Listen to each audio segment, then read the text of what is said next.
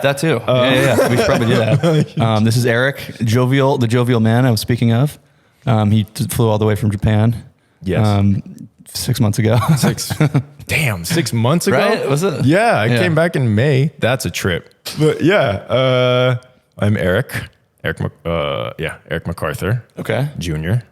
I just got back from Japan, playing 2 years overseas in basketball, and it's good to be back. I'm just working a regular corporate job now, trying to get into the corporate world, which is a trip.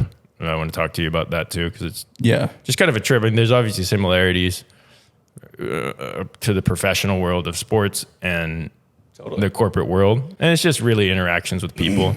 You're playing on a sports team. I was playing on a sports team, and then in this corporation, everything's a team. Yeah. Japan's a lot more conservative. Interesting. Okay, cool. Interesting. Altogether. They don't want as many people coming in. Yeah. They don't want anybody who's not... Actually, I don't want to speak for all of Japan, but it's not as welcome... It's not America. You're not just letting everybody in. And it's not as much of like a melting pot. It's just like Japan is Japan, and we want to keep Japan, Japan. That's an interesting insight. And it's also older people. It's the government's the same. Just old creepy dudes. That are just like, all right, we're old and creepy, and we're going to keep it old and creepy. That's the tale of, that's like the oldest tale of time. So it's just very conservative. Wait, fuck, where was I? Not drinking or drinking. Not drinking. Oh, yeah. But smoking, it's nice. I stopped smoking. Oh, me going to Japan. Yeah. I was living with my grandma for a year, training to become a professional basketball player because I had thrown the hammer throw. I did hammer throw in college. Yeah. At junior college for 2 years, and then Wyoming for a year. Mm-hmm. And then I stopped that because because of the experience I had with my ex-girlfriend. Yeah. And I was like, I gotta leave Wyoming. Just gotta get out of here. And then my therapy at the time was basketball. Got it. Like I'd be able to step on a basketball court and just not think about all the fuck shit that I'm I'm living in. I'm like, oh. And also I was playing with D1 guys. Yeah. Whether they were like football dudes, basketball, not very many basketball dudes because they're hoopers and they can't be hooping like that. But just like playing with football dudes, athletes. And then just something in me clicked and I was like, oh, I could play professional basketball, I think. In Japan, I'm like, I should be able to do this. Like I played a little bit, I should be able to fucking do this. And then I trained for a year and then I went over and I became a professional basketball player. Fuck yeah. But it was COVID time. So there was a lot of smoking. Lot of like smoking, just going to go hoop and smoking. Yeah. And I went over there and I had to get clean. I had to get clean immediately. Mm-hmm. So I was like, okay, don't smoke for like the first, like stop smoking a couple weeks, a month before you go. Cause you don't want to go over there, get on a team and then the drug test. Good God. Yeah. And then it's like, well, holy fuck, I'm in the middle of COVID renting an Airbnb for $3,000 a month. Yeah. Going to practice. Throw it all the way. I was like going to practice. I was a practice player. I didn't like just go onto a team. Like I had to try out for a bunch of teams and it's like, practice with us for a couple months and see how we feel, or for a couple weeks and see how we feel. Straight up. But that got me sober and I felt really good over there. But it turned, because it wasn't exactly what I wanted to do and where I wanted to be. Got it. Like I just did it almost like, I became a professional basketball player almost out of spite. Got it. For like my parents. And like because like, and if anybody who said that I like couldn't do it, not couldn't, but like, interesting. It was almost out of like spite. Yeah, it was like, fuck all that. I'm gonna just do it. Yeah, and then it's like I didn't like. If I'm completely honest with you, I didn't really work that hard to become.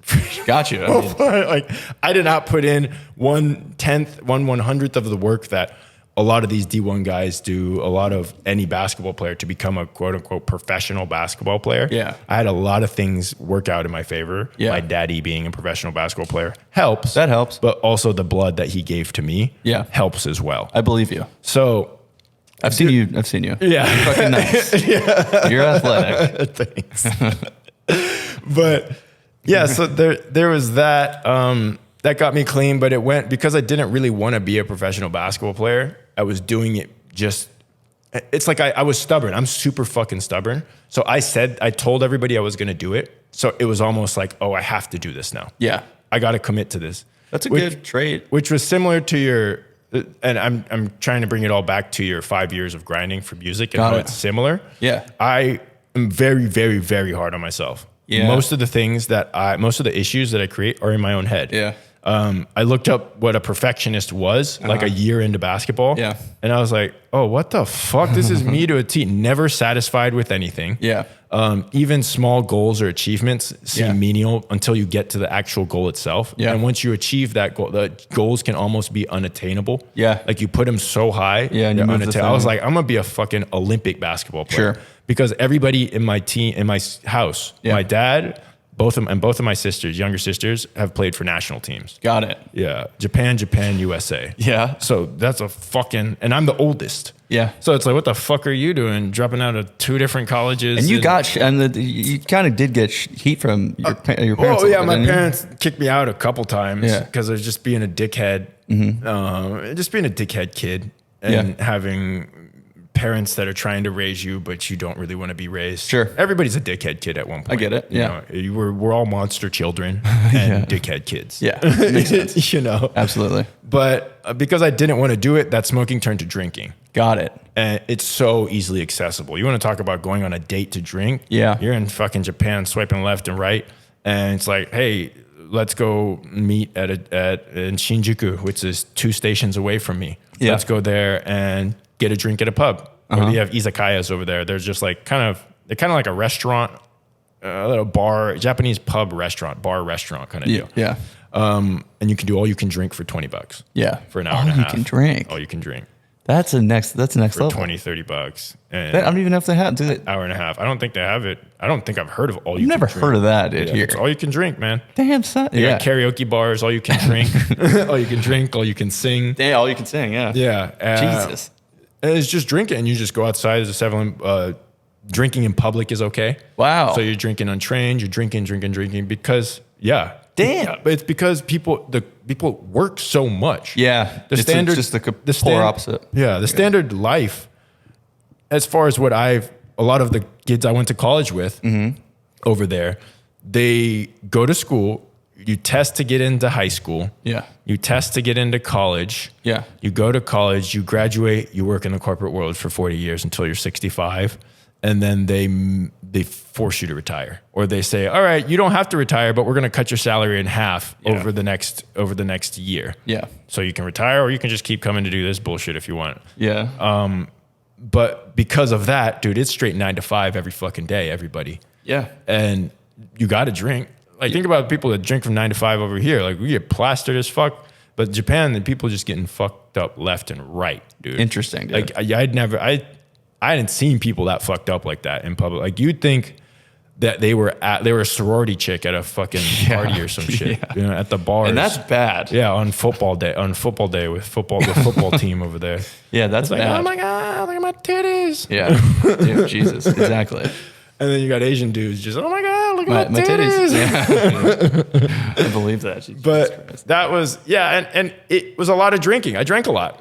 A couple of my teammates drank a lot. We all drank. And after I came back home here, it just was slowly like, I don't really like drinking that much. Yeah. I like the experience of drinking with people. Is such a good experience. Yeah. Usually. Yeah. But Usually. usually. Not always. Not always. I know that. You get a couple fucking angry, horny dudes around, and somebody's going to fucking fight or fuck. Like one or the other. Yeah. Usually fight. Whether they want to or not. You know, like. No, yeah. And it's just not. It just really wasn't for me. I've always been the type of person that likes a kickback a little bit more. Sure. I like to be mellow with 5 to 6 friends. Yes. And just kick in a crib and smoke and no Sean's plans. house. Yeah, Sean's house. Yeah. Oh, fucking Mecca. Yeah. Pass the weed around. Pass yeah. the weed, just smoke, just kick it, just stoner. Like, 'cause I'm a Yeah. stoner. Yeah.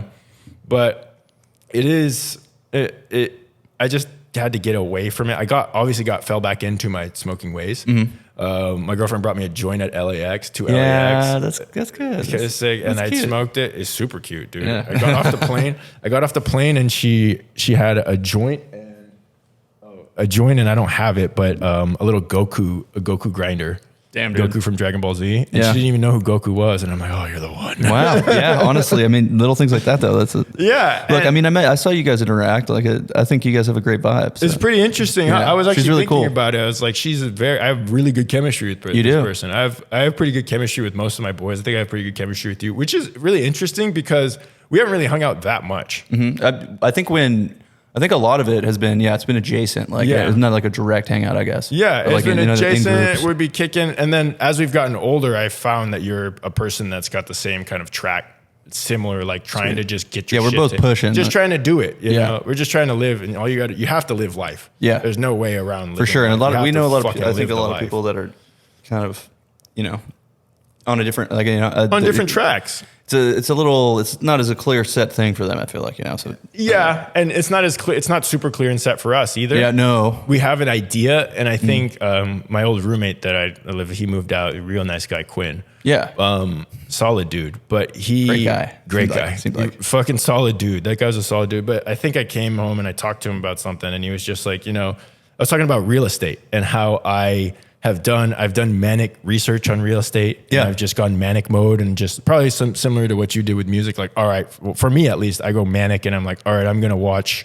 That's a far more productive thing to get into. Yeah. By the way, I will listen to 5 hour-and-a-half Bigger Pockets podcasts in a row. Yeah. Consume as much as I fucking can. Good. And then I'll do that for a week and a half and then I'll stop. Yeah. And then that causes me anxiety because it's like, well, while I'm stopped, real estate isn't stopping. Life isn't stopping. So true, I need to keep learning. I need to consistently Money do never this. sleeps, Money baby. never fucking sleeps. And he was like, he's 23, but he's like, honestly, at our age when we're younger, we just have to have an idea. Yeah. We just have to have an idea and slowly try, because you can't, one thing that bothers me with the whole perfectionism thing is like, I want it to be perfect now. Yeah. Yeah. I need it to be perfect now. And I have to see only upward trajectory. Mm-hmm. Like my second year of basketball, my first year of basketball, it was a situation where there wasn't, there's only one foreigner on the team and there's allowed to be 3. Got it. So that gave me an opportunity to play like 20, 30 minutes a game. Hell yeah. Which was sick, dude. Yeah. Which was so sick. It's probably the best situation I could have landed in. Yeah. Because you have to like work to, that takes, it's hard to get that, obviously. Yeah. And you got to put in, you have to pay, everybody has to pay their dues. Yeah.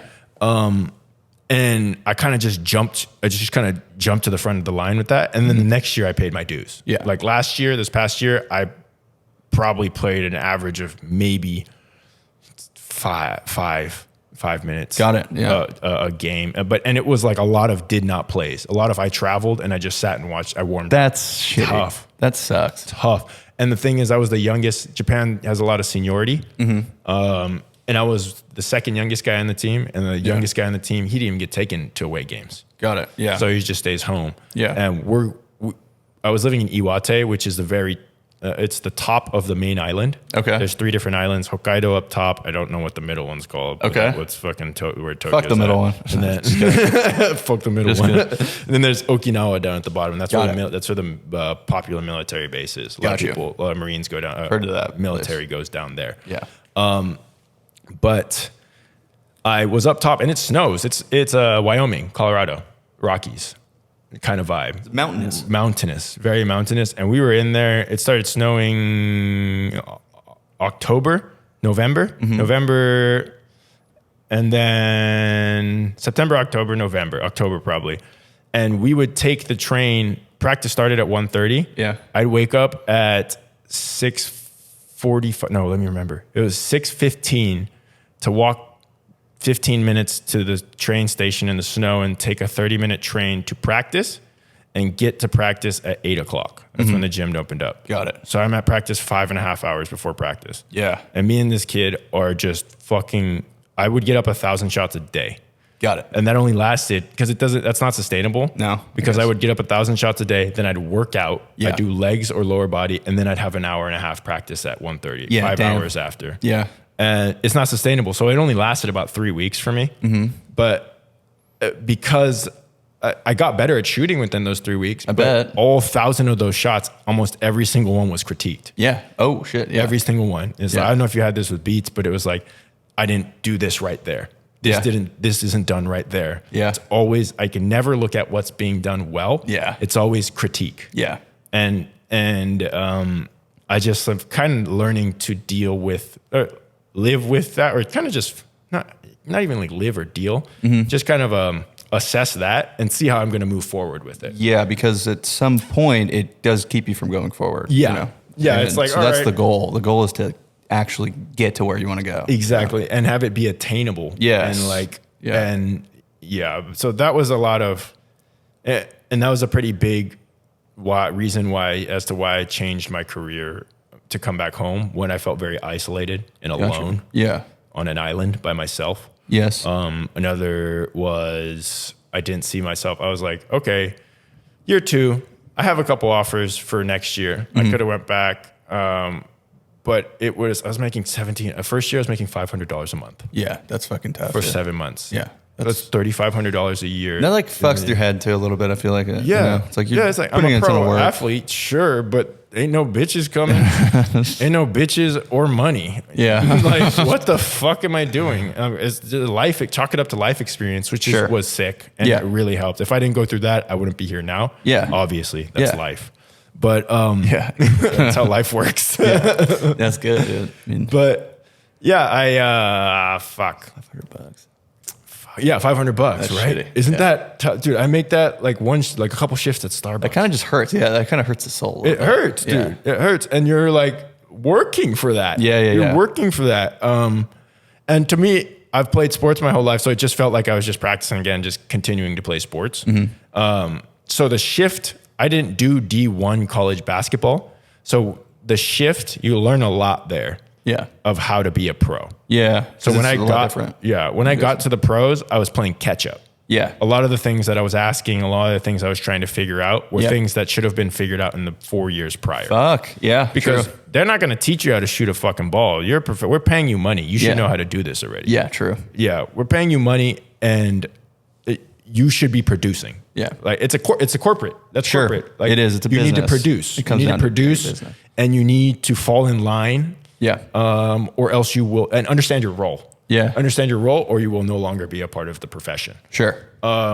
So the second year was really tough in terms of just like sitting and watching, and that fucked with my head a lot. I got really angry. I believe you. Like for sure. I got really, really angry. Yeah. I'm sure you've had situations where you're just sitting there like, what the fuck is going on? Why? Yeah. Why, dude? I smoked his ass in practice. Yeah. I'm just better than him. Yeah. Like, I'm not trying to be narcissistic or anything, but I'm physically better than the person. Yeah. And he's 4 years older than me And has had more time in, so he gets it. Yeah. And the sad truth is yes. Yeah. Yes. Especially in Japan, right? Isn't it like Especially that's like in a Japan. cultural thing? Yeah. Yeah. There's definitely a chain of command there. Got it. But it was like it just fucked with my head. Yeah. I It believe just you. fucked with my head. I was like, dude, what the fuck is going on? Why? And then also, why am I here? Yeah. I made 1,700 the second year. Yeah. Which is still like not even like half of my fucking paycheck now. Yeah. And I work in the corporate world. I got taxed, which, man, fuck taxes. Fuck that. Fuck Especially in taxes, California. bro. Fuck taxes. Yeah. I get a $10 raise, and then on my taxes, I'm only making $50 more every 2 weeks. What the fuck? Yeah, it's fucked. It is fucked. It is, dude. It totally is. But I saw myself going, because you'd see me in the summer. I saw you last summer, and I think the summer before that. Yeah. But I only see you in the summer. Yeah. And you're going through all these life experiences. Yeah. And then I see you, if not you, my fucking family, my Sure. friend, all my family and friends are living 9 months without me being there. Yeah. And then I come back, and I'm back for 6 weeks, 6 to 9, 10 weeks. Yeah. And then I'm gone again. And then at what point does it change from I'm coming back to visit, I'm coming back to live, to live here, to I'm coming back to visit. I live in Japan, and Yeah. I'm visiting the United States. Straight up. And Yeah. I hated that idea. Yeah. Because Japan was way too just claustrophobic and conservative and Interesting. white collar for me. Got you. There's just a lot of societal rules that you have to follow Yeah. that are really, really silly to me. Interesting. But you can't change what are you going to do? Come into America and make everybody start speaking Mandarin? I mean, China's trying to do it, but they are. But I tried to learn for a little bit. I honestly exactly. did. Exactly. Hey, I mean, but yeah, I was like, I can't change it, and I don't want to be here. Yeah. Give me one thing you go ahead. specifically didn't like about like the Japanese culture, like one of those Japanese rules or something about the culture that you didn't like. It's like there's a lot of like, don't cause anybody else problems. Interesting. So it's almost to a point where like you just hold on, let me think. One thing I really didn't like was going to doctor's offices, speaking to doctors in perfect Japanese. Yeah. And then having a trainer with me right here, sitting right next to me, and then me talking to them, and then them looking at the trainer and speaking Japanese, and then me responding to what they say in Japanese to them, and then them proceeding to also just continue to look there. I'm like, nigga, I'm speaking fucking Japanese. What the fuck are you talking about? But what are some annoying things about Japan? It's like, imagine everybody being fucking super, super Mormon about everything. Yeah, it seems like they're uptight. Everybody's super uptight. Yeah. And like, you never, like, everything's surface level. You don't have any sort of like relationships with, at least I didn't have any like lasting relationships. Gotcha. Some of my college friends, but like, in terms of like work people or like teammates, just like, no, it's just so surface. And interesting. There is the biggest thing was the age, the seniority thing. Okay. It's like, if I am 1 year older than me, or older than you, you address me differently. There's san. You say san at the end. Gotcha. So you would say, you wouldn't call me by my first. And that's just built in. It's just built in. Yeah. If no matter, I don't care if you are 1 year older than me, I have to show you a different kind of respect. That's like so not American. No. Though, right? Isn't that like so much different? And you're just getting shit on. Imagine just getting shit on since like middle school on. You're just getting shit on by the people above you, just waiting to shit on the people below you. Yeah, and that's like a cycle too. It's a vicious. Hazed a little bit. Exactly. Yeah. Exactly. And it's like, I don't need to do this shit. No.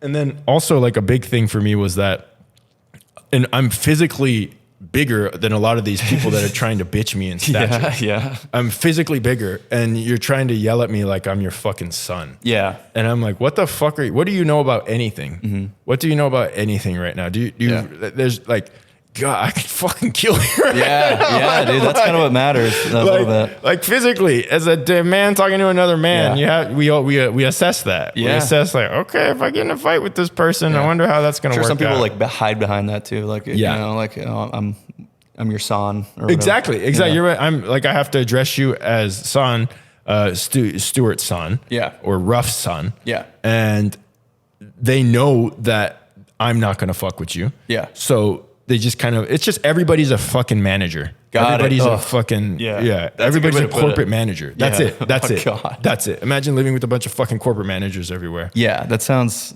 and it's especially nowadays like with the internet, like the information is so democratized. It's like you could truly be far more experienced in a certain thing than someone else that's older than you. Yeah. And still have to adhere to that. Oh, yeah. Thing. That's going to be very frustrating. Oh, yeah. And I'm sure that is some of the way that it's in the States, but there's more merit based. I think there is more merit based than what is in Japan. Like if you do, like you have the opportunity, if you bring something to a team, to produce for that team and be rewarded for what you bring to that team. And I fucking totally jive with that. Yeah. Like more than, because it's like, all right, you can just kind of like, it's more on you. Yeah. It's more on you. It's more on you to create your own life. Yeah. For better or worse. For better, for worse. Everybody's got different spawn points. Yeah. We have pretty solid spawn points. Yeah, honestly. But yeah, I didn't like that. I also I was about to say fancy like a fucking Brit. I don't really I'm not really that into Asian chicks. Japanese women. Got it. And that's a problem if you're living in Japan. Yeah. One of my dad's old teammates, I met him over there because he's a coach over there. Mm-hmm. He said, what did he say? He said, I was like, so what's one of the biggest reasons, or no, he told me the biggest reasons why foreigners stay in Japan. Yeah. Two biggest reasons is if they like the food and if they like the women. Sure. If you like those two things, you'll stay. Yeah. I like the food. I don't like the women. Yeah, food's great. It's not really the women. It's the culture. It's the culture behind it. Got it. It's like it's conservative. Yeah. It's conservative. It's super conservative. Yeah. And I'm not very conservative. I mean, I'm not conservative, but Sure. I'm like more loose. No, I'm yeah, very I mean, loose. Yeah. I'm a lot looser than like usually people who are conservative are just tighter. Yes. Just tighter. Yeah, an entire culture too that's like that has got to be pretty like suffocating or Yes. whatever. Yeah. Yes, every day. And Sure. then it's just more. It's more militant in the sports. They don't have as much of a military, so any militant thing that you would have is put into sports. Interesting. Yeah. Okay. So like the military, it's kind of like a military hierarchy. I was gonna say it did kind of remind me like that type of structure is like very. It's like the military. Yeah, it's like militant. Yeah. It's because one of my teammates had told me about this. I'm gonna butcher this, but essentially when the samurais died out. Oh, When the war ended and it went from samurais to guns and then guns when the Second World War ended and they lost, like Japan didn't have a military anymore. Yeah. All those military dudes were still there. Yep. And they're still what do they trained. And what do? They go into the workforce, Yeah. the corporate workforce, and they take that same militant kamikaze type fucking Yeah, and that was like the mentality most intense. into the workforce. Yeah. Hence why the workforce is like, that's very, very butchered and broad. Sure. But that's essentially what he had told me. And there's so much more to it. But I was like, oh, that makes so much fucking It sense. absolutely does. That makes so much sense. Like the way that these guys talk down to you and they look at you as a grunt. Yeah. You're just another grunt. Yeah. Which you are. Yeah. And I learned that too. It was like, it was a lot of I ain't shit. Yeah. It's like, oh, I really ain't shit. I thought I was pretty fucking cool. Even though I thought I was ugly and everybody hated me, I thought internally somewhere I thought I was pretty cool. And like, oh, They're like, I'm don't the even shit. think about it. Yeah, it's like, nah, you ain't shit. You got to make sure to like you got to build. Like, It's good for you in a sense. yeah. And it's like, I had to stop the manic overconfidence. It's like, but also partially because I was able to do things. Like I picked up the hammer throw and then got a scholarship to Wyoming in 2 years. Yeah. Which is not very easy to do. And I just did it. Yeah. And then same with basketball. With a lot of help for basketball. I just picked up a basketball and 6 months, 8 months later, I was like, all right, I'm playing professional basketball now. Yeah, that's legit though. So it's like, I'm just used to things just kind of working like that. Yeah. So then it's like, all right, well, it should work out. And then when it doesn't work out, when I'm not playing, when I have to pay my dues. And that did sound shitty. Yeah, it sounded shitty. And one thing that have had to kind of work with is growing up, I had a tendency of like quitting things, like stopping and just quitting things.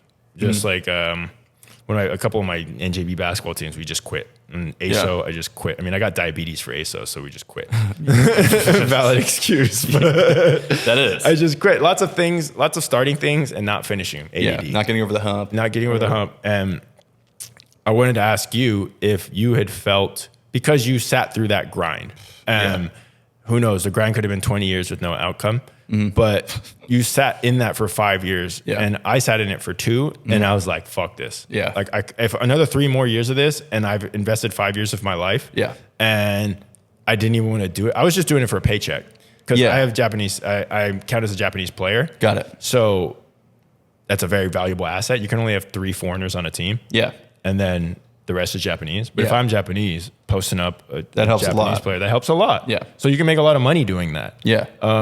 Like $200,000 a year, $300,000 a year to play professional basketball in a different country. Yes. Comes with the territory of playing basketball in a different country. True. So you're paying to. There's costs. Yeah, you get paid to be away from your home for 9 months. It's.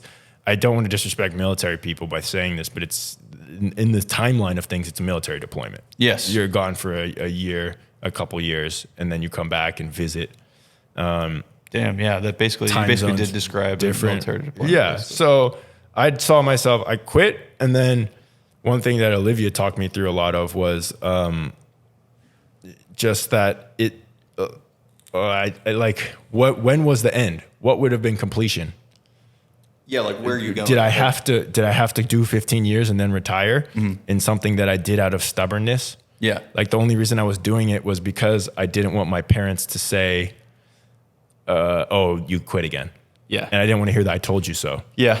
Yeah. And it was like, no, I'm gonna be on that Japan team and have my own Japan gear. I have a Japan I'm wearing one of my dad's professional basketball jackets. I'm like, I'm gonna get fucking gear, and you're gonna wear my gear. Yeah. But like sitting through your 5 years, like, do you feel? I had to get over like, oh, I quit. I'm a quitter, and it's like, no, I did it. Yeah. There was no like goal. There's no completion or anything like that. I did it. Yeah. It doesn't count as quit. That doesn't take away anything. That I did. Yeah. So it was just kind of weight off my. It took a little while to get off my shoulders, but it was a weight off. That was like, oh, I didn't quit. Quit, and I'm moving on to the next thing. And I realized things like, oh, I work really hard. I'm a hard worker. Yeah. I care about what I do. Like I care about, if I'm working hard at something, I care about it almost to a fault. Yeah. It's like, dude, you don't have to give a fuck about fucking stacking these dishes that much or cleaning these cups. You don't have to give a fuck. Like, it doesn't have to be done a certain way. It's like, no, it has to be fucking done like this way. Yeah. If you don't listen to the way that I'm going to teach you to do it, or if I'm doing it, then you're disrespecting me. Yes. I'm offended. Yeah. That's what I would feel. So just getting over that and just moving on to the next thing, really. Yeah. But anyway, I'm asking you if you have had the experience with, like, what your experience was like after the 5 years, like how you felt about it, like 5 years, and then you kind of have to chalk it up to learning experience, but like kind of what you felt. Basically, I do look at it as that. I think we talked on the phone even, where it was like, you said, you're starting from zero, and technically you are in the workforce. We've said that a couple times, right? But like, that's kind of how I look at it. Like, I mean, I could look at it like I'm, starting completely over, which I guess I am, but I did learn, what I did learn from that, that whole thing, is a win, I think. I think it gives me unique insight into definitely doing other things, doing new things, because it truly was a fucking serious challenge. And I think I grew a lot from it. But yeah, dude, fuck.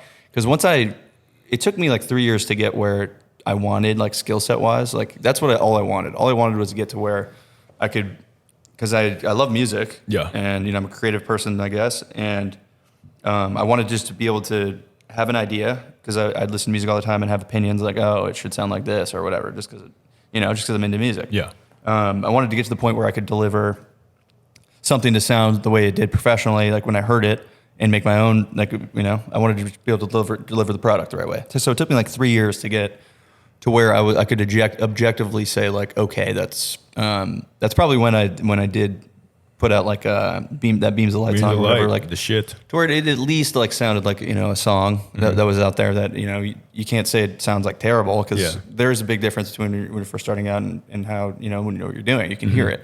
But then that's when, for me, it was like a 3-year thing. And then the next 2 years was really just me like fighting all these other demons of like it was more, maybe I haven't even really fully, thought this. I mean, I've kind of maybe just put it to the wayside, because it was just so like it ended up being just so demoralizing. Yeah. Because I wasn't getting real feedback. I wasn't going out into the world. It was really just unhealthy cycle that I was in. So after the first 3 years, I probably should have hung it up. But then once I had that skill, like that power to like make what I wanted, then it was just I was completely fucked, because I was like, okay, now I can actually do stuff like that. But then what got me there to that skill set, that hardcore, like, it needs to be perfect, like whatever, that was all relevant up until 3 years in, because then I did have the skill. Yeah. So looking back, I was probably supposed to be, okay, let's put take the foot off the gas pedal now, and have fun. And I never did that part, because it was just it just kept going and going, because then I could make these good ideas, but then no idea was good enough. Nope. It never. And so to a fault, like, it really was like, but other than that too, at least for me, the perfectionism comes from insecurity. Like, being open and just accepting the feedback, whether it's good or not, is like, I wasn't willing to be open to that, but to people not liking my music. It just had to be perfect, And even especially with music, it's so subjective. Like, you can't have a perfect fucking song, dude. No. There's songs to me that are perfect, in my opinion. and the songs that that are perfect in your opinion. But what are some songs that you think are perfect? Dude, "Strobe" by Deadmau5, in my opinion, is perfect. Yeah. I love that song. Yeah. And there, there's other songs too, but that's Can't the first You See one. by Rick Wade. Okay, I don't think I know that song. Sexy. But yeah, so I mean, that's all relative. So again, this shit was all in my head, but hanging that up sucked because I had put in so much time. Like I was into that whole 10,000 hours thing. I have tinnitus. I got tinnitus. What's tinnitus? Dude, you don't know what tinnitus is? No. That's the thing too. Look it up. There's like a lot of musicians that have it too. Musicians are like scared to talk about it, or not scared, but like it's not good PR to talk about it. But it's hearing loss. Like it's tinnitus. Oh, from listening to so much music. Fuck yeah, dude! You do 10,000 hours of music. Like yeah. just put two and two together. It was something I was just ignoring the whole time. But that's ultimately like, if I had to be completely honest, that's ultimately what led me to backing away from music, because especially house, or maybe even rap too, but it's like bass heavy stuff. Like, dude, Skrillex, his ears are fucked. Like I've read online, bro. His ears are fucked, dude. Like and concerts, yes, concerts, sets, headphones, car stereo, all that stuff. Like headphones aren't great for your ears. No, but my tinnitus is like, it's very minor, and when I did quit, that's ultimately what it came down to. But I should have quit a long time ago. Yeah. I was just in this rut where I couldn't admit to myself that like maybe I need to move on to this, move on from this. But dude, okay. So, but here's what tinnitus is though. Yeah. It's hearing loss. It's like mine is very minor. Thank God. I don't even really notice it now because not drinking helps that too. Yep. Not smoking helps. Sleeping normally, working out, that helps a lot.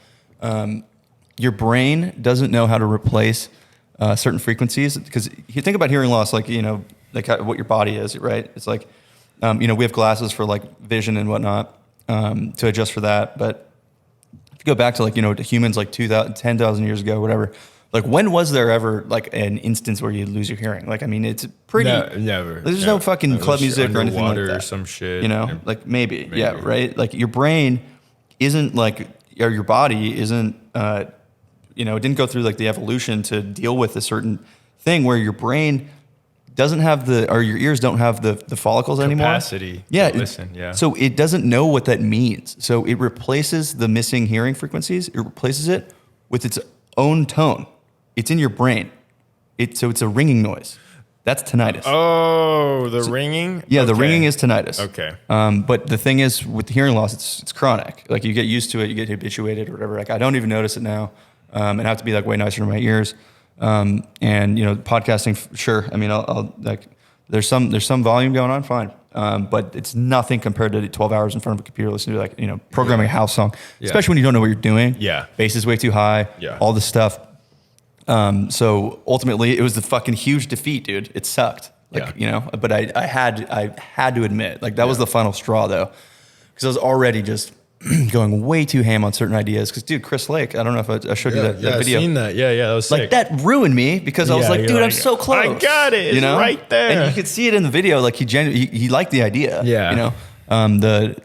There were certain things wrong with it or whatever, but I was so fucking close. Pushing so far towards it. Dude, yeah. But doing it, I could have done it in a different way. Like, there's so many different ways I could have done it. And so ultimately it was just an unhealthy thing. So like, I had to leave it for a bunch of reasons, and I'm fucking super glad that I did. Cause I'm just not cut out for it. Like, I was talking to Duncan. I might post that conversation, I might not, but he's a musician.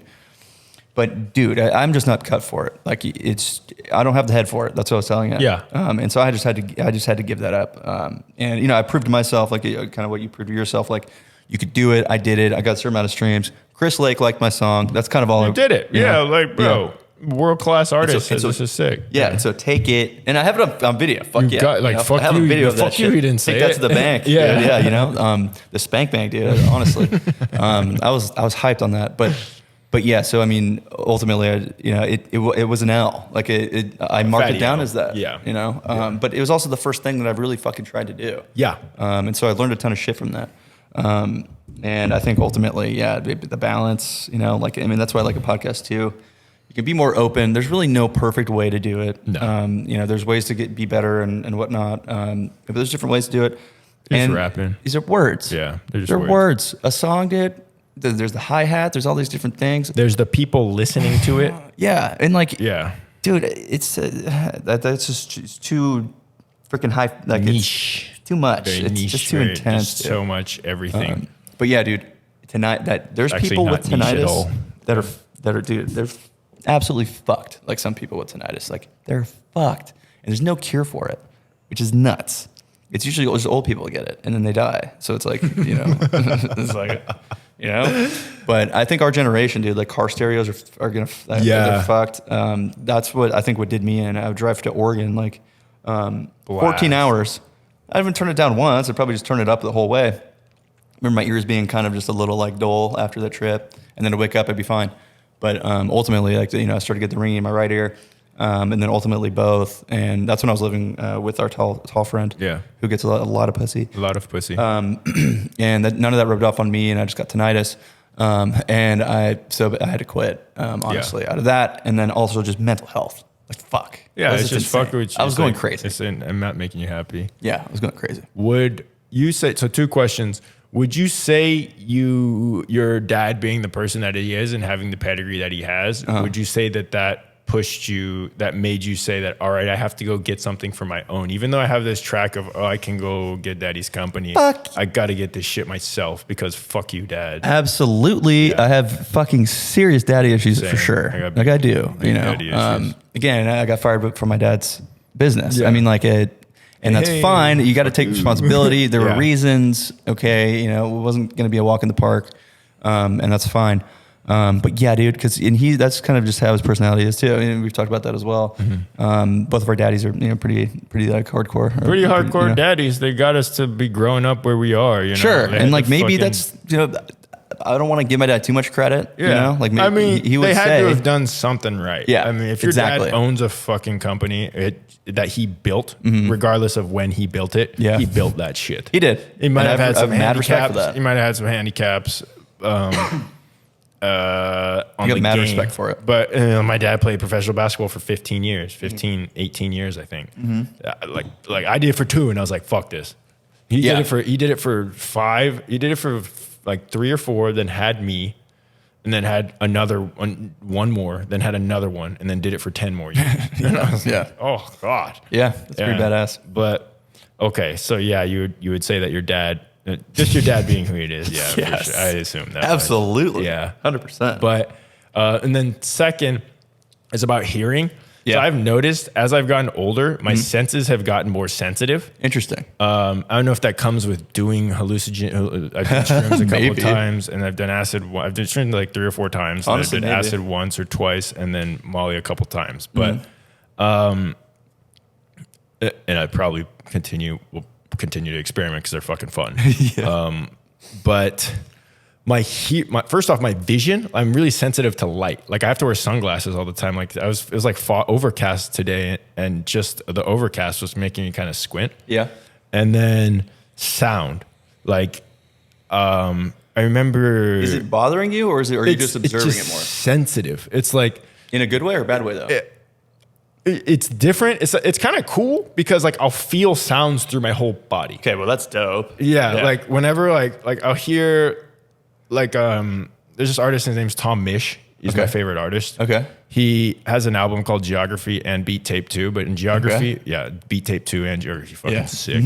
The whole album, I can listen to it, and then when he hits certain chords, like I'll feel it like in the top of my jaw, like in the very deepest part of my ear canal. Yeah. I'll feel like a chill. Yeah. It's like the chills from the inside of my ear. That's a sensitivity. Yeah, that's great. From the inside of my ear, and I could feel it through my brain, through my body, and then I'll like jolt almost. Like I'll get... No, that's why I'm a musician. I do the same... Okay, so I was going to say, if you've had that, like, it's like, holy shit, I feel this in my fucking bones. Yeah. Like, this is like a life-changing fucking song. Like I feel the song. Yeah. I feel the music. Yes. It's not so much I hear it. Yeah. I straight up fucking feel it. And I've noticed that since coming home.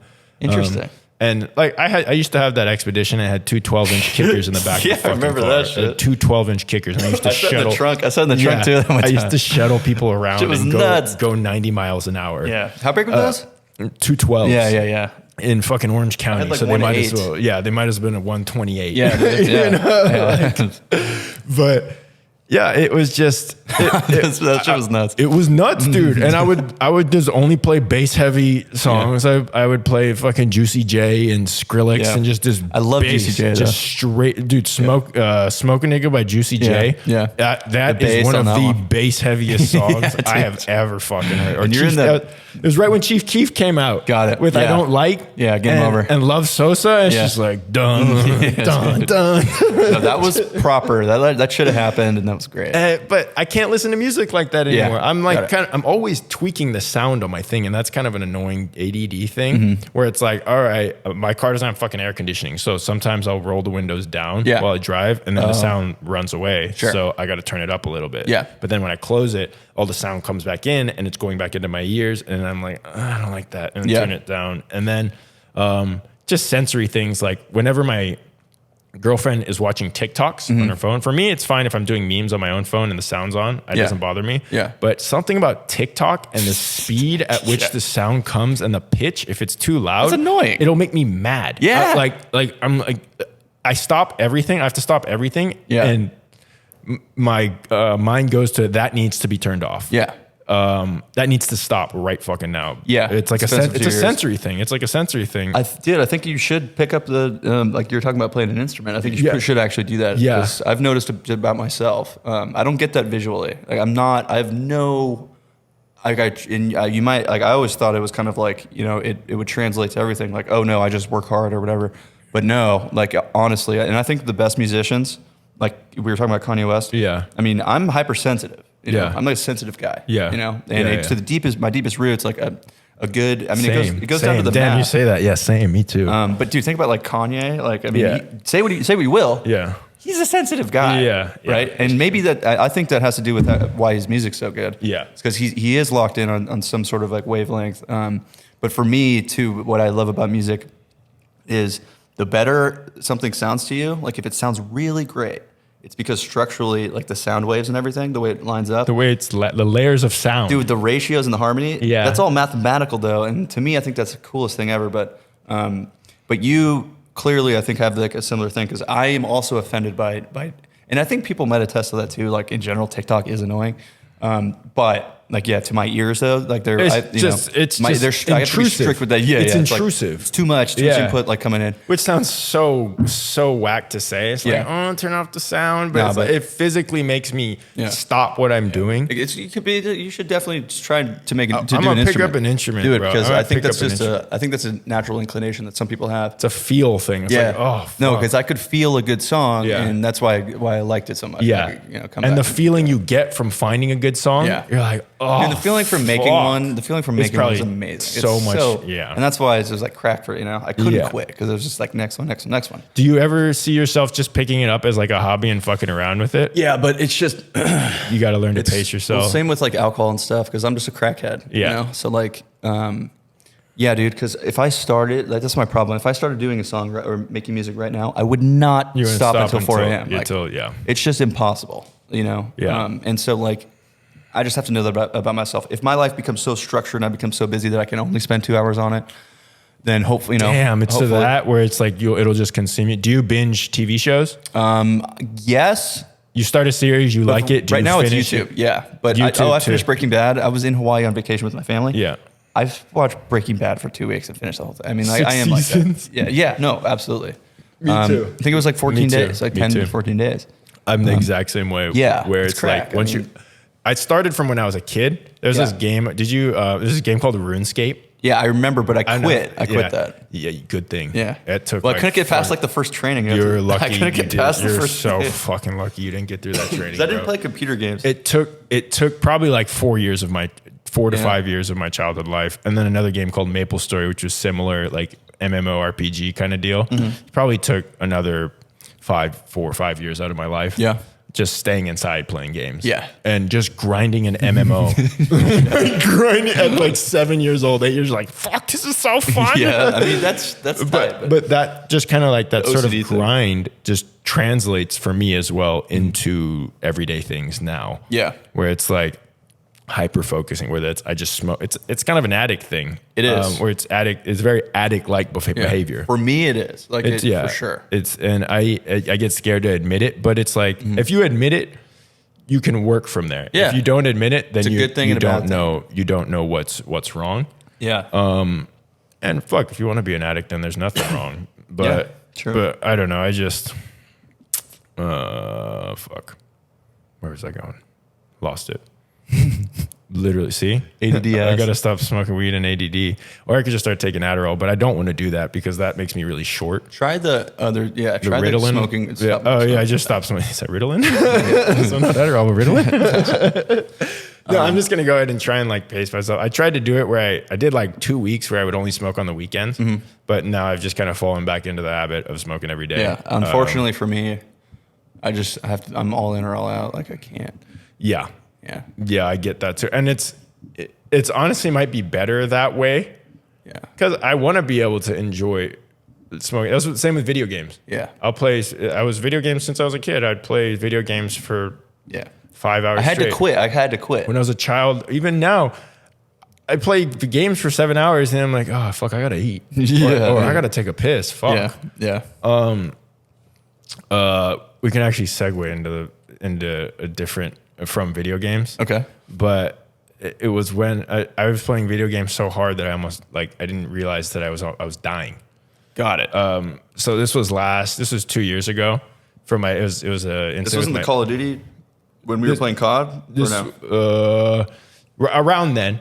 It was like around the end of that COVID Warzone time. And I would switched over to Apex. So none of this happened. Okay. None of this happened while we were playing games. Okay, got it. I was just playing by myself in this little broom closet of a room. Yeah. I drank a couple drinks. I made a little pizza and I overshot for insulin. I shot too much medication, too much insulin. Is it just by accident or? Wasn't really thinking. Got it. Kind of by accident where it was like, okay, I'm expecting, so I do this thing where I carb count. So for every 10 grams of carbs that I eat, I have to shoot 1 unit of insulin. Got it. So that little pizza was probably like 40 grams of carbs. Sure. So I should have shot 4. I shot 14. Damn. Because I thought that I was going to eat that is a lot more. A lot more. Is that just bad math? That's just, I thought I was going to eat pasta afterwards. But then I ate the pizza, then I started playing games, and then I forgot to eat more. Damn, son. Yeah. I forgot to eat more. And then I'm sitting there in front of the TV, and I start to feel weird and kind of lighter. And I go to stand up, or I put the controller down, and I put my head down. Yeah. And just kind of just rested my head down. And imagine, you know how when you get the spins? Yeah. You're spinning like a motherfucker. It just doesn't stop. It spins. So is this your blood sugar dropping dramatically? Low, dropping dramatically very fast. Got it. And I'm just spinning. I'm spinning. Imagine you get the spins and you're drinking. Yeah. Before you black out, but you're awake. Like you're conscious. Like and you you're just hit a fat bowl and you're too drunk. Yeah. The bubbles. Literally the fucking bubbles. We know about the bubbles. But Jesus Christ. Yeah. Don't remind me. Imagine like you hit a fat chop. You hit a chop after, and you're blacked out, and you already have the spins from drinking. So it felt like I was spinning inside my head, and also somebody had taken their hands and put it on the side of my head and was just shaking my head violently. So I'm just going, imagine like this, and then spinning in my head, but all in my head. And that's the bubbles. This hit me, yeah. It was essentially the bubbles, but it hit me like I didn't even realize that. See, I was playing games for like another 15, 20 minutes. I'm just playing games, not even realizing what I just did. And it had dropped, my blood sugar dropped so significantly that came on to me within like 30, 40 seconds. Yeah. Like it just intensified. Yeah. When your body doesn't have enough sugar, your brain, the only thing your brain needs is, air and sugar to survive. Okay. Yeah, I think it's air and sugar. And if one of those things, and there's definitely one more, I don't know, bad diabetic. But if you cut off one of those things, for me, I've noticed that like your body's literally shutting off motor functions in order to save the brain. Yeah. So it's like it's trying to tell you, yo, you're not going to be able to walk. You're not walking. You need something for your body, and you need some sugar, or else you can't walk anymore. Yeah. That's your body's way of telling you to go get some fucking sugar. Got you. So I started seizing. Yeah. As I'm shaking, my hands start to cramp. Like I don't know if you've had a Molly trip where you're just like grabbing. I have Molly when I and I do volunteer. It's just this. Yeah. It's just this. Fuck, and you were doing that? I was doing, my hands were involuntarily doing this. Damn. And I was, wow. I'm sitting down and I'm like, oh, fuck, I have to go find my EpiPen. Because when this happens, I need an EpiPen, just stab myself. Pulp Fiction this shit. Yeah. But I was like, oh, fuck. But I can't get up. Like, I'm trying to get up and I'm shaking as I get up. And then I'm kind of supporting myself. And then there's a refrigerator right here next to me. And I know my EpiPen is in the refrigerator. That'd be the worst feeling because I've had low blood sugar, but yeah, essentially it's low. If you have low blood sugar where you feel kind of light, and you're lightheaded, but that's obviously nothing like you're like that is what it is. Yeah. It's just low blood sugar that just went lower and lower. And I open up the fridge door and I'm just kind of like squatted in front of it, sitting in front of it, and my head's shaking, and I'm like, oh fuck, oh fuck, oh fuck. Yeah. And I was like, where's my EpiPen? And it was in the bottom drawer of that fridge, but my brain wasn't working. You get brain fog. Yes. Like you just can't think. I believe you. You've probably experienced it if you've had hypoglycemia, where you just like, you get brain foggy. I'm seizing. Shit's not working. It's not working. It's literally not working. Yeah. So I'm sitting there in front of it and I go to walk away. It's right there in the bottom drawer, but I don't see it. And I walk away and I start to just kind of scour my apartment. I take like two steps away from the fridge. And then I said, no, it's in the fucking fridge. But this is all over the course of like a minute or two. Yeah. And I'm like, no, it's in the fucking fridge. And then I go and I sit down in front of the fridge, and everything kind of went silent. Like everything went silent. I didn't hear any outside noise. I didn't hear anything. It was like my ears were taken away from me. Yeah. You're like on your last legs. Last on legs. I felt, the best way I could describe it is I felt it from shrooms as well, but it felt like my soul was leaving my body. Dude, Jesus Christ. Yeah. I could feel like I couldn't feel when you're on shrooms and you kind of like get over that. Like if you take enough, you feel like real out of your body. Like you feel like, oh, I can't feel my arms or I can't feel my legs. It just feels like I'm floating. It was that feeling, but it felt like it was like leaving me. When shrooms, it's like, okay, I'm here. I'm just floating around. But for me, it was like, it's leaving out this way. It felt like for my heart, I was leaving out this way. Yeah. And something, I wouldn't say, I'm not religious at all. So I wouldn't say it was like a God or anything. Believe what the fuck you want, but did you see some shit? I didn't see anything. Okay. My internal voice told me, you can't die here, because if you die in this fucking studio apartment, just give me some chill. You can't die here. If you die here in this studio apartment by yourself and somebody comes, nobody's coming to get you. Fuck. Yeah. Like you're by yourself. Yeah. And the manager, somebody's Morgan, one of my teammates will come over tomorrow or in 2 days. They'll find your body and they will text your mom. They'll call your mom. Yeah. And then your mother and your father will find out that you fell asleep dead, fucking half naked playing video games because you couldn't take care of yourself. Fuck, dude. And then I felt that. I didn't know if I heard it, but I felt that. Yeah. Essentially, I was telling myself, I guess. I heard my own voice saying it, but I felt it too. Yeah, okay. It was different than just hearing it. It was like, you cannot do this. And then I felt a push to do it. Fuck. And then I found the EpiPen. I was like, okay, fuck, I know where it is. And I opened it, found it. I sat down, then I took and I stabbed myself. I stabbed myself with the EpiPen. And the minute I stabbed myself, damn, all the weight came back into my body. Oh, that's fucking nuts. All the weight came back into my body. And I was like, I'm so glad you didn't die that way.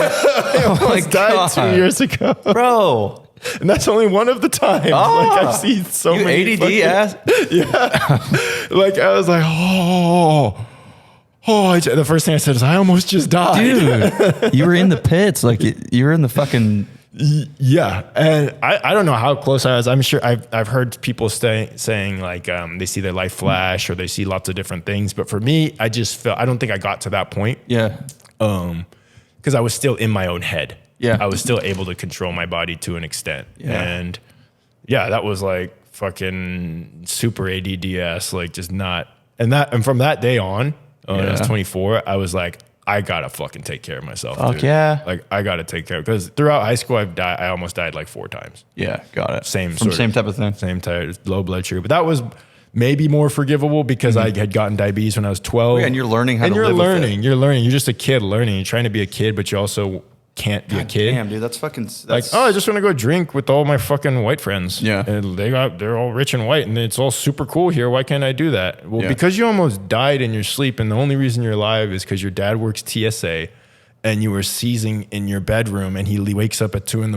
and he heard thrashing in your room and saw you seizing in your fucking room. Like I went to bed that night and I woke up. I went to bed ass naked. And then I woke up with 4 firefighters and my dad holding me down. Gotcha. Yeah, that's insane. Trying to put an IV in my arm. Yeah. And I was like, whoa, what the fuck? Yeah. And he was like, EJ, you were trying to throw people off. It's like a drunk rage. Yeah. You're trying if you're drunk too. Yeah. Yeah. I mean, I was sober. Like when yeah, sometimes when my blood sugar starts to drop, I get in this weird, like fucking nutty mode where it's like, you're drunk. It's like, it feels like you're drunk. Yeah. You're like, oh yeah, fuck yeah, whatever, man. But you get real drunk and real sentimental. I get sentimental because I'm close to death. Dude. Yeah, that's what I was going to say, because you're dying. Yeah. Jesus.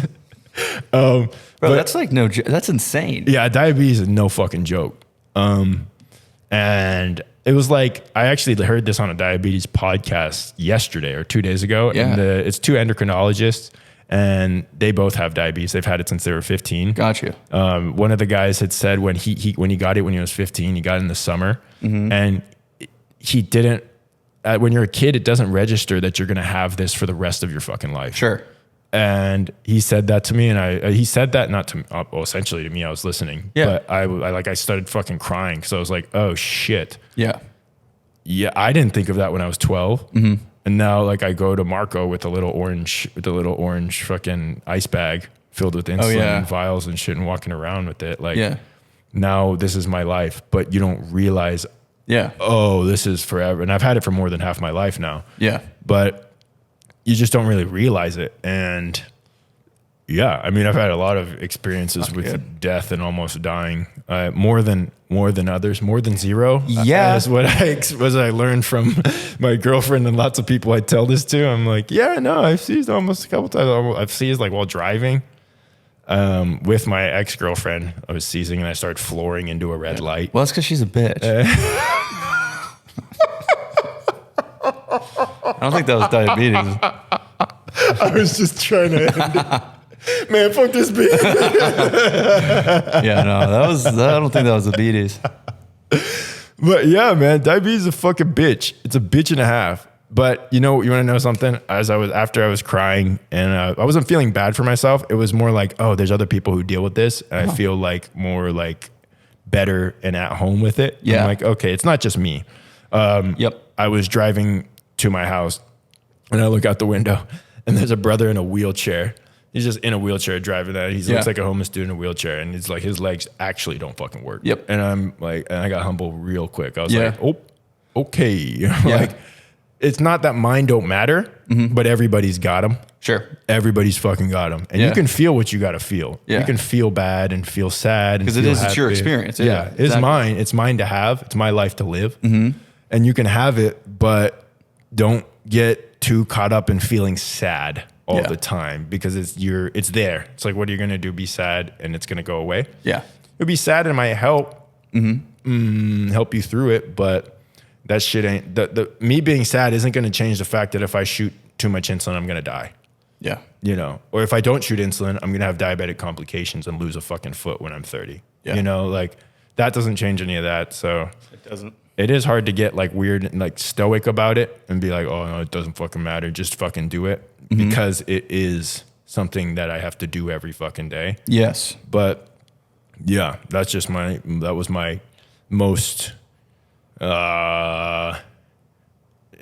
closest I've got to death, I think. At least me being conscious. There was a couple times where I went to bed and I just and I don't even remember and I woke up to like imagine blacking out and then waking up to like being in an ambulance. Yeah. That never happened to me. And I blacked out a few times, but not because of diabetes. But. Yeah. And that was a bitch. I didn't realize how much of a hamper how much of like a toll it takes on me as well as everybody else. Yeah.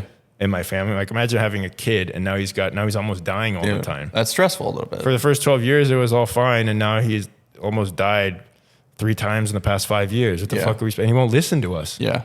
He won't fucking listen to us. It's not something you can just be done with. No. Yeah.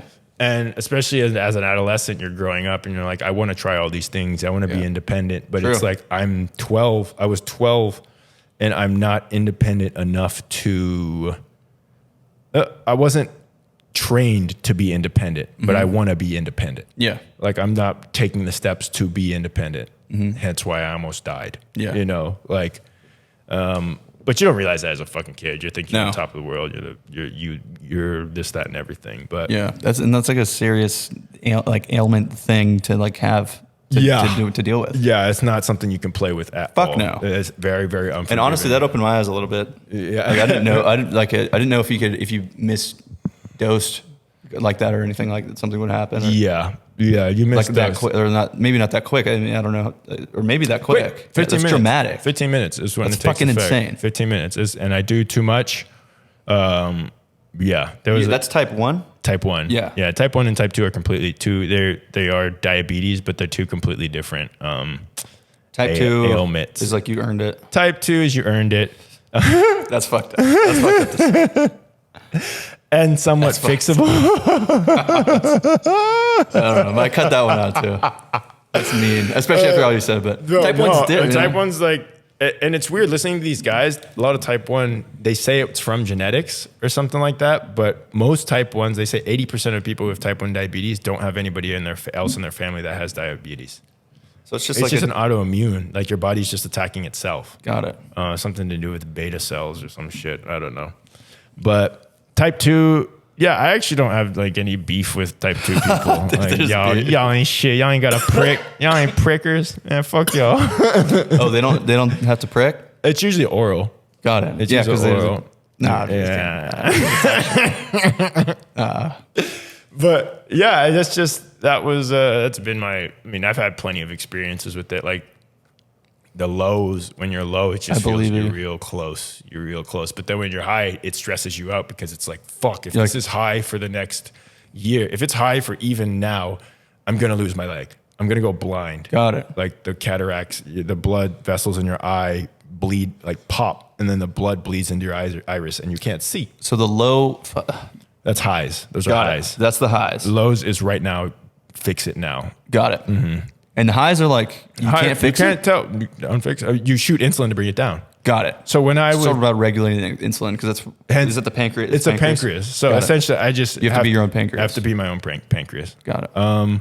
Exactly. Yeah. And that's what insulin pumps are. They're essentially just outside pancreases that kind of regulate and you just control it. Yeah.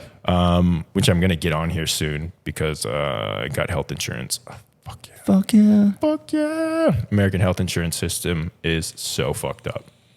It's so fucked up. Yeah. But I mean, that's not anything new. That's not anything new. I'm a diabetic who's had access to all of my meds my whole life. Sure. I have this continuous glucose monitor. And I was able to get it because of Medi-Cal and just a certain situation that I was in. Yeah. So I was like, okay, I can get this for free. But I looked up the bill for it, 3 months.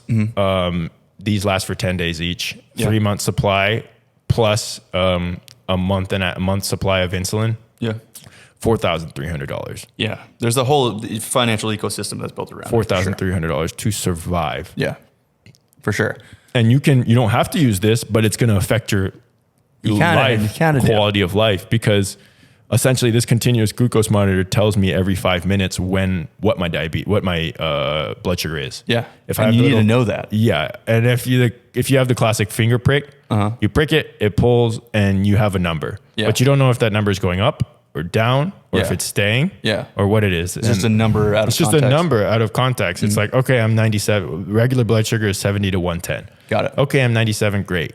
But it's not taking into account the pizza that I just ate 5 minutes ago. Got it. And now it's going to go up to 300 over the next hour and a half. Yeah, that sounds like usfill information. You should have. You should have. And the one doctor described it to me perfectly where it's like getting on the freeway.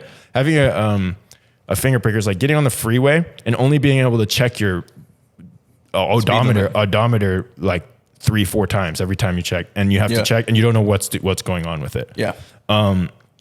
And having the glucose monitor is like just being able to see all the time. Yeah. So that's really, really been helpful. But yeah, dude, it's like taxing. My actual initial diagnosis was nuts. It was, it was when we were at Marco in middle school. Got it. I had lost like 25 pounds in a week. Yeah. And we were already skinny kids. I was like real thin and I would look like death. Yeah. Like death. And I was going through, remember those giant gallon Martinellis or 2 gallon Martinellis Apple from juice? Costco? Yeah. Apple juice from Costco. Yeah. I was going through 2 of those a day. Yeah. Gallon ones a day. And losing weight. And pissing the bed. Yeah. And peeing like honestly 20, 30 times a day. Mm-hmm. And also That's drinking insane. like 2 to 4 gallons of liquid a day. Yeah. Because it just felt so dry. It was like, no matter what I did, I just felt like I was dry. Something was wrong. Something was right. And my blood sugar was just going up and up and up and up. And then we just happened to go in for a routine checkup. Yeah.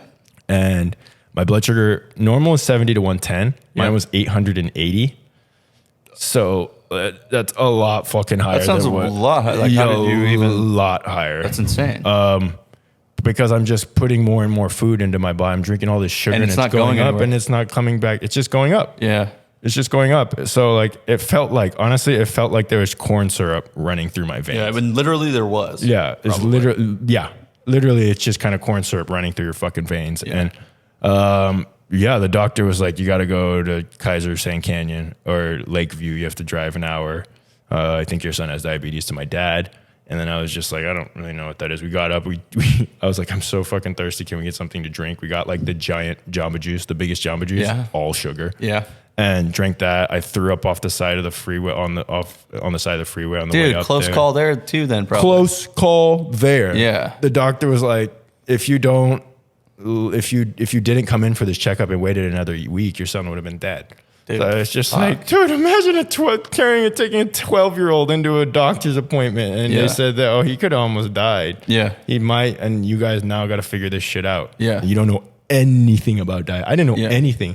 I remember seeing a commercial about type 1 diabetes and it was like a bunch of little kids in like a ballet studio doing ballet. Yeah. It's like just a pretty standard like pharmaceutical commercial. Sure. But we got in and I was like, I remember like fading in and out of consciousness as I got into the hospital. Yeah. And I was going in and out of like a diabetic coma. Yeah. So like, so I was like, I would like black out and then I woke up. It wasn't even sleeping. It was just like blackout. Yeah. And then I woke up on like in a hospital bedroom. Yeah. I blacked out when we got there, woke up in a hospital bedroom with an IV in my arm.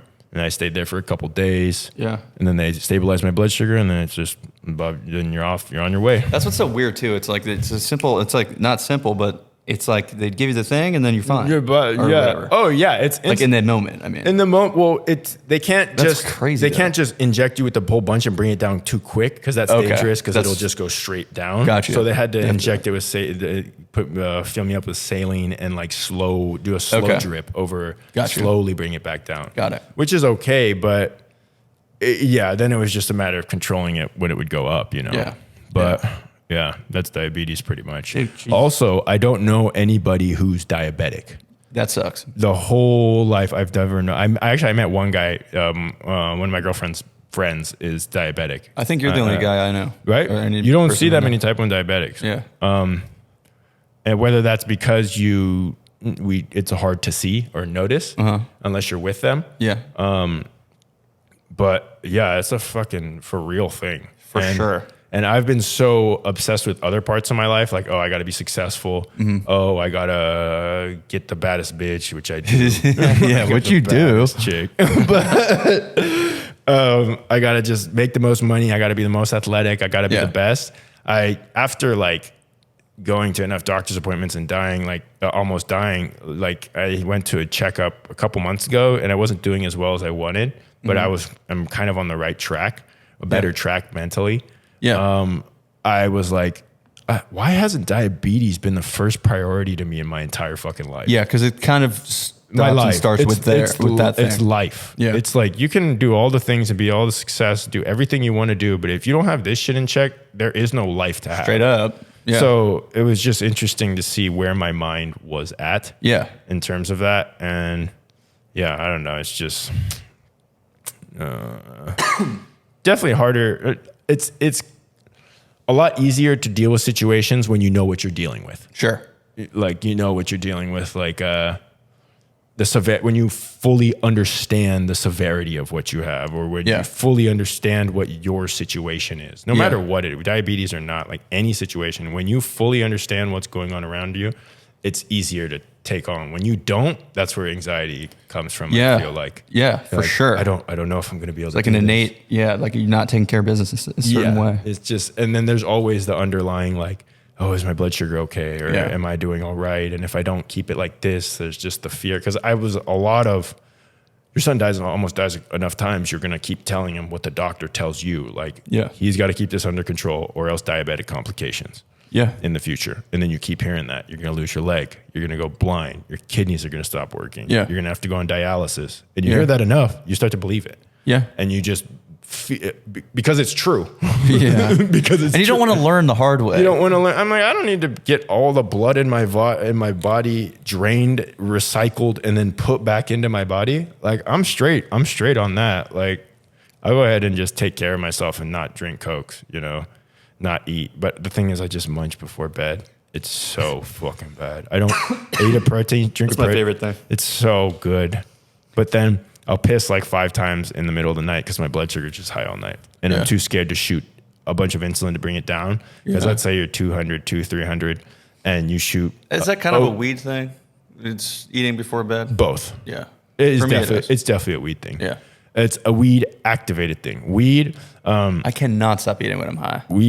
It's just a bottomless pit. There'll be food coming out of your throat as you're putting it in. And you're still like, these fucking carrots and hummus are just so, oh my God. Yeah. This is the only carrot I've ever wanted. But yeah, that's weed. Actually, funny that you say that. Weed activates 2 things for me. It activates munchies. And 2, just like brain rot, ability to just play video games all day. Yeah. And then 3, jerking off. Yeah. I 100% jerk off if I smoke weed. Yeah. And it's not, hence why I'm here right now. Yeah. So I'm not home jerking off. Yeah, I got it. Yeah, because your girl's out. And she's out. So I'm just really, hey, anything I can do to help, I'm glad to be of service. But yeah, dude, that shit was a problem too. Porn has definitely been a fucking problem. And I got a cool girlfriend, so that's pretty cool. That's great. It's just like, it really just rots your fucking brain. Yeah. It rots your brain so bad because I already have like an innate dopamine chase thing. Yeah, it's a dopamine thing. It's a dopamine thing where you're just like chase. Yeah. But it gets to be weird when you're browsing porn. Yeah. Like it's a fucking like a YouTube basketball, like an East Bay catalog. Yeah. You're like looking for new shoes. Yeah. It's fucking weird. And Yeah. I was just like, okay. But something in me, like it's hard to control. Yeah. Because you want to come. Because I want to come. That's it. Yeah, I mean, yes. I'm kind of grateful that it's that and not just me chasing other women. Because there's worse ways to do it. There's a lot of worse ways because I could see if it was chasing other women, I could see myself putting myself in situations where I just blow up this really good thing that I have because I just want. It's like a chase. Yeah. I was watching a Rogan with a doctor, what's his name, Gabon something. But he was just talking about how addicts, it's more about the chase than it is the actual obtaining it. And then when I think about just chasing anything, as opposed to when I actually got it, the chase is a lot better. Like not being able to smoke for 10 months and just waiting for this one joint.